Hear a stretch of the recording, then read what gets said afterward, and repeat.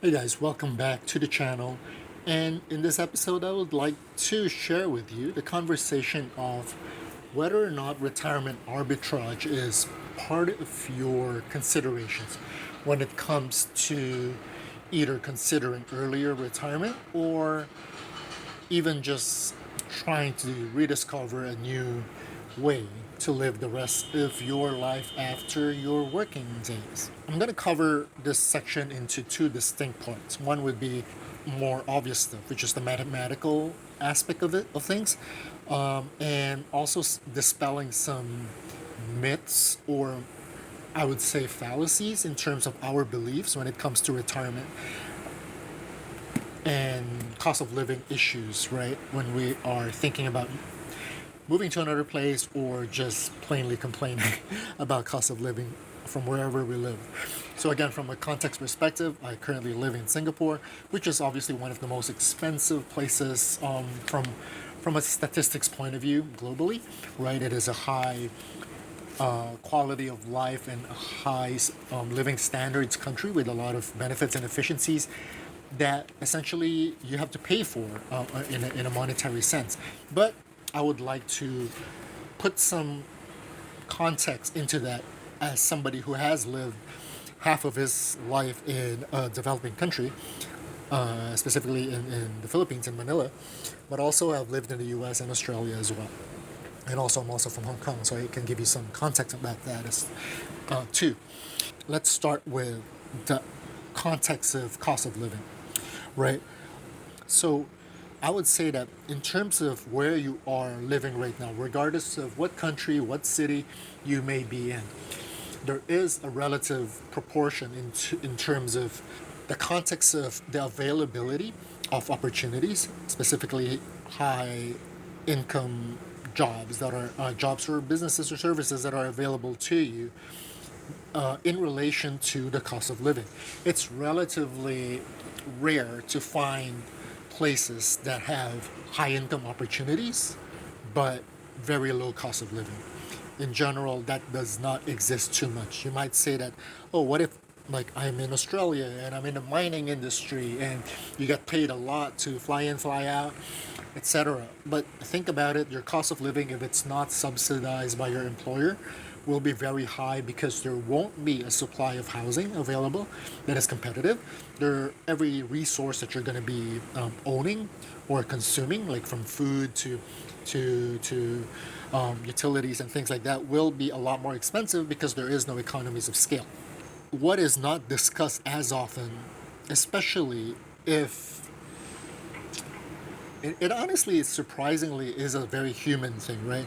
If you live in a lower income or lower opportunity location, you see the rosy part of things when it comes to moving to the cities. Like, oh, because I'm only making, let's just say, in US dollar term, let's say you live in rural, I don't know, Alabama or Tennessee or whatever it might be, that you are generally okay making 35 grand a year, and you suddenly look at a salary in New York being 100 grand, you'd be like, damn, that's like, close to three times what I'm making now. That would be great.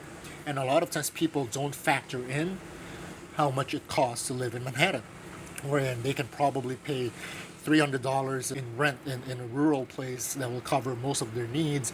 And because there aren't as many distractions and expenses and temptations to spend for food, for entertainment, and things like that, they get keep their expenses low. But if you move in a capital city, everything and every second that you move requires you to spend money.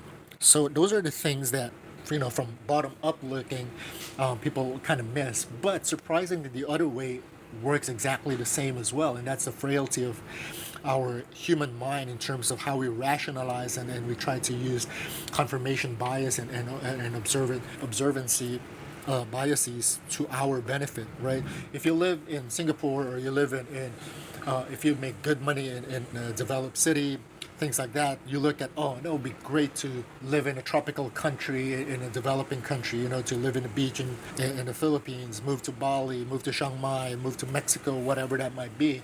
But you're looking at it from a context of still being able to make your local market, your local situation's income, and spending it in a poorer place. or a lower cost of living place. Sorry for using the word poor. So I think that is one of those things that, like in Singapore, for example, one of the most common things locals complain or casually gripe about is, the foreign workers. It's like, a very common sentiment is, they have it so much better because they're making Singapore money and it only takes them a few years and they can go back to their place and retire because of how much money they're making in Singapore. But that is such a flawed point because these people might be making a lot of money while they are here, but at the same time, they're essentially paying for two or more households that they have to support, and they essentially don't really save that much. Whatever they save, they send back, they consume in their own country already, and by the time they decide to go back or they're being forced to go back, they don't retain the income that they have, right? They don't continuously have the income that they did while they're working in Singapore. They drop down back to local wages while having to deal with local costs. And that's one thing that if you are thinking about moving to another country, you kind of have to look at it two ways. One, are you still going to be able to make money from your local level of income strength, right? Are you still making that much money in dollars in Singapore or US dollars and Australian dollars, whatever it is in strong currency that you have, while spending it in a much cheaper cost of living country? Then you have a big spread in terms of how much you're making and how much you have to spend, right? And that means you can probably raise your standard of living or, just save more money. But if you are thinking that you haven't saved anything and you're trying to move to another country to save money because your perceived cost of living there is so much cheaper because you're doing just a currency comparison, I think you'll be shocked at how expensive it actually is to live in a developing nation. Taxes are relatively really, really high, even whether you're local or not. It's probably higher if you're a foreigner.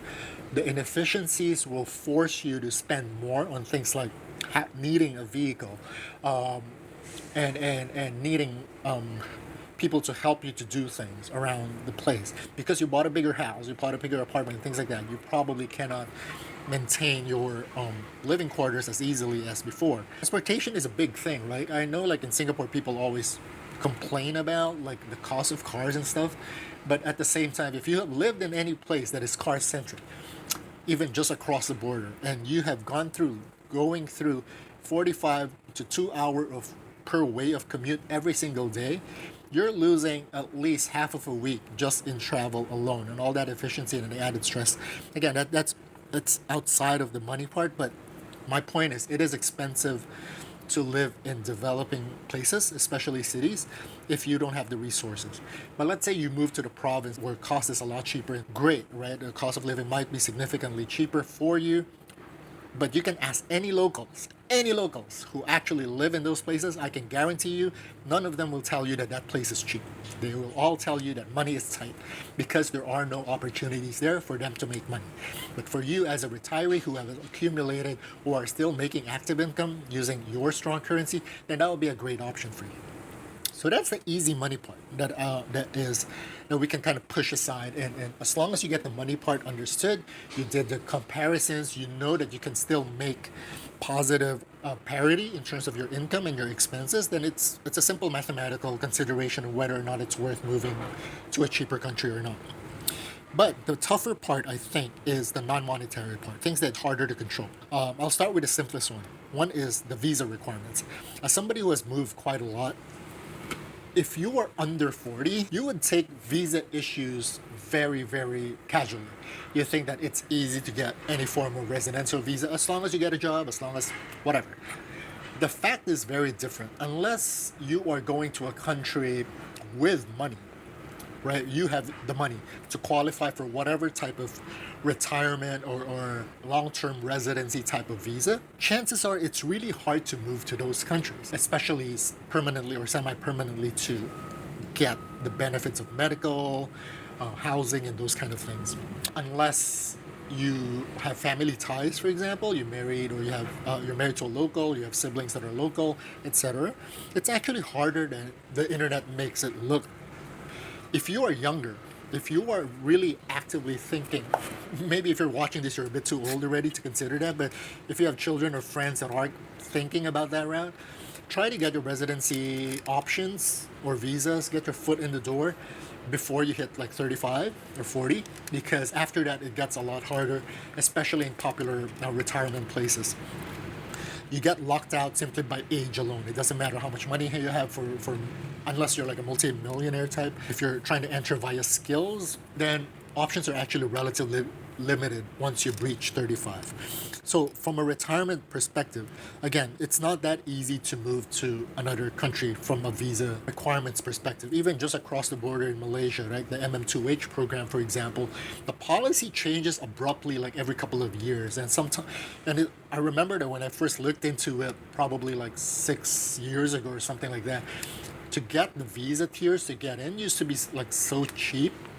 If you're coming from Singapore, or I would guess if you're from the US or something like that, it seems cheap enough to get in relatively easily. But essentially, visa policies change abruptly without notice. So as soon as you see the opportunity to do so in your selected country, I would suggest to at least start applying or planning for it as early as you can, because most of these programs, they count policies based on when you applied, not when you get approved. So you get grandfathered into existing visa requirements and policies during the time of application, not during the time of approval. So that's something to consider.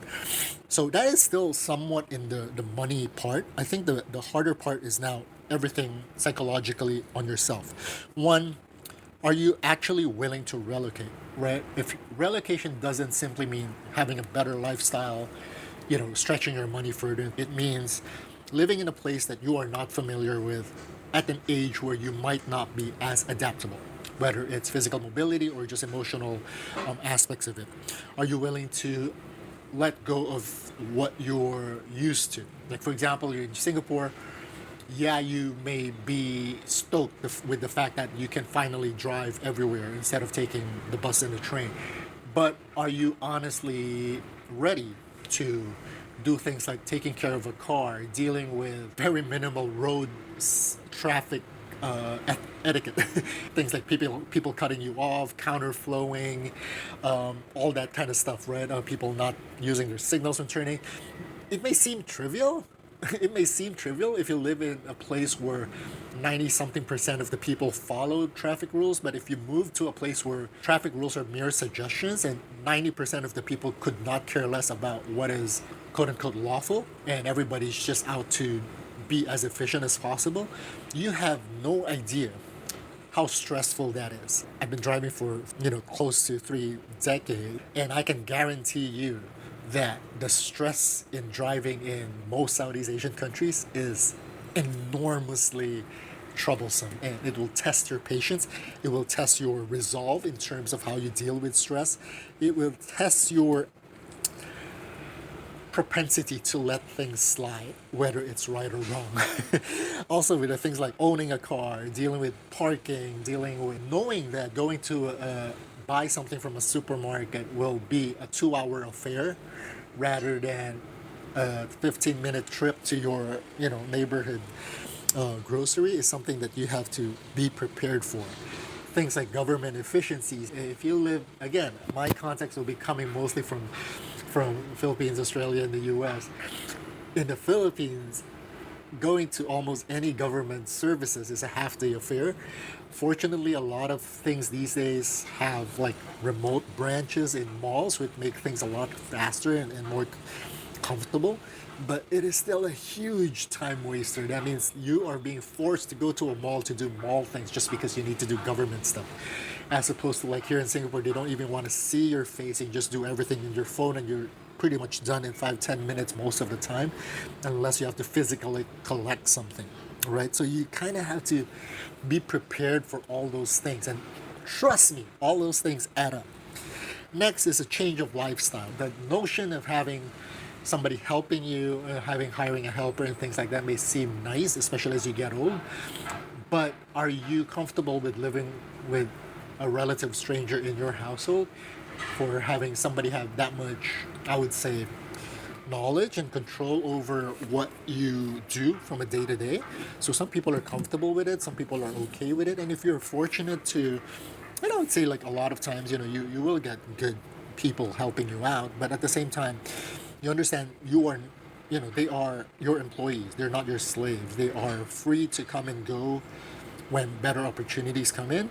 So they don't owe you really much, other than what you guys have agreed upon. Are you actually okay with being so reliant on somebody? So that's something that you might have to plan for if you're not used to that. The next would be, you see this with Westerners moving to Asia, Asians moving to the West. There is a tendency to always find comfort and safety and sticking to your own kind. And I think if you are that type of person, if you need that, it will be a struggle to move to another country long term, because you are actually looking for the familiar.